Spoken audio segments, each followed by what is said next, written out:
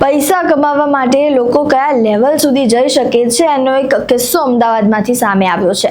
Cancer અને haemophilia જેવા serious પેશન્ટ્સના life સાથે ચેડા કરતી એક ગેંગનો પર્દાફાશ થયો છે। અમદાવાદ રૂરલ એસઓજીએ એક એવું હાઈ પ્રોફાઇલ રેકેટ ક્રેક કર્યું છે કે જે original life saving blood plasma ચોરી કરીને તેની જગ્યાએ કેમિકલ કલર અને સલાઇન વોટર એટલે કે મીઠાવાળું નકલી પાણી સપ્લાય કરતી હતી।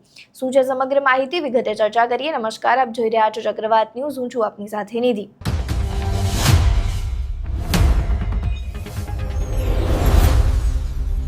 અમદાવાદના ચાંગોદર એરિયામાંથી અમદાવાદ રૂરલ એસઓજીની ટીમે ગુપ્ત બાતમીના આધારે રેડ પાડીને ઇન્ટરસ્ટેટ ફેક બ્લડ પ્લાઝમા રેકેટનો પર્દાફાશ કર્યો છે। પોલીસે સ્પોટ પરથી મેઇન માસ્ટરમાઇન્ડ દિનેશ ચૌધરી સહિત ટોટલ 4 લોકોને અરેસ્ટ કર્યા છે। તેમની પાસેથી લાખો રૂપિયાની વેલ્યુ ધરાવતી 1140 નકલી blood plasma bags, freezer, chemical bottles અને સીલિંગ મશીન જપ્ત કરવામાં આવ્યું છે।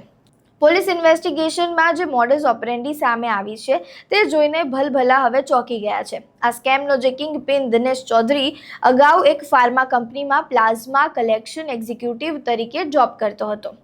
હવે તેને આખી ચેનની આઈડિયા હતો। મહારાષ્ટ્ર અને ગુજરાતમાંથી જ્યારે મોટી ફાર્મા કંપનીઓ માટે જે અસલી પ્લાઝમાનો જથ્થો છે તે ટ્રકોમાં રવાના થતો, ત્યારે દિનેશ તેના સેટિંગવાળા ડ્રાઈવરો રફીક અને જીતેન્દ્રની મદદથી એ ગાડીઓને અમદાવાદ નજીક મોરૈયા ખાતેના એક સિક્રેટ લોકેશન પર ડાયવર્ટ કરી દેતો હતો। ત્યાં ટોળકી બોક્સ ઓપન કરીને તેમાંથી ઓરિજિનલ હાઈ ક્વોલિટી પ્લાઝમા કાઢી લેતી હતી। હવે કંપનીને વજન અને જથ્થામાં ડાઉટ ન જાય તે માટે આ લોકોએ બેગ્સમાં કેમિકલ કલર અને સલાઇન વોટર મિક્સ કરીને તેને એડવાન્સ મશીનથી એ જ રીતે રીસીલ કરી દેતા હતા। ચોરી કરેલું અસલી પ્લાઝમા આ લોકોને માર્કેટમાં હાફ પ્રાઇઝે એટલે કે લીટરના 5000 રૂપિયા લેખે જુદી જુદી બ્લડ બેન્કો અને હોસ્પિટલમાં ઇલીગલી વેચી મારતા હતા। છેલ્લા 6 મહિનાથી આખો ગોરખ ધંધો ચાલી રહ્યો હતો। ત્યારે હવે અહીંયા એક જે કઈ રીતે લોકો આ બનાવે છે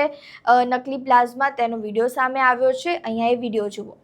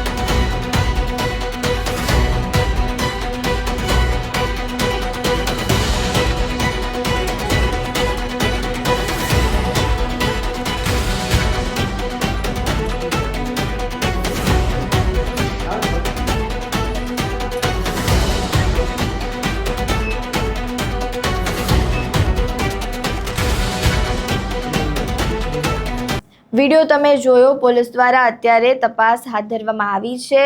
જે આ 4 આરોપી છે તેમની ધરપકડ પણ કરી દેવામાં આવી છે. ત્યારે હવે આ રેકેટમાં જે રેકેટ પકડાયું છે અને જે રીતે આ ચેઇન ચાલતી હતી તેમાં હજુ વધુ કોના નામ સામે આવે છે અને બીજી શું માહિતી સામે આવે છે તે હવે જોવું રહ્યું. તમારું આ સમગ્ર મામલે શું માનવું છે? તમારા મંતવ્યો અમને કમેન્ટ બોક્સમાં જરૂરથી જણાવજો. વિડીયો પસંદ આવ્યો હોય તો લાઇક, શેર, કમેન્ટ કરો અને મારી ચેનલને સબસ્ક્રાઇબ કરવાનું ભૂલતા નહીં. નમસ્કાર.